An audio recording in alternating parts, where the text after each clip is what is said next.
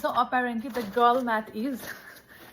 you order the whole package of chow chow. The whole package, mind you. The whole package of chow chow. So that you don't have to pay the shipping charge. मैले एउटा चाउचाउ मलाई यो chow chow try गर्न मन लागेको हो अनि यसको मात्रै प्राइस $5 समथिङ मात्रै होइन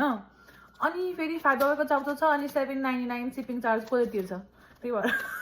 मैले आई थिङ्क 30 भन्दा माथि भयो भने चाहिँ फ्री शिपिङ थियो अनि मैले यति धेरै चाउचाउ मगाएको थिएँ सो आई थिङ्क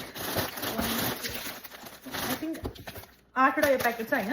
अनि 8 अनि यहाँ भित्र कतिवटा हुन्छ आई थिङ्क 4वटा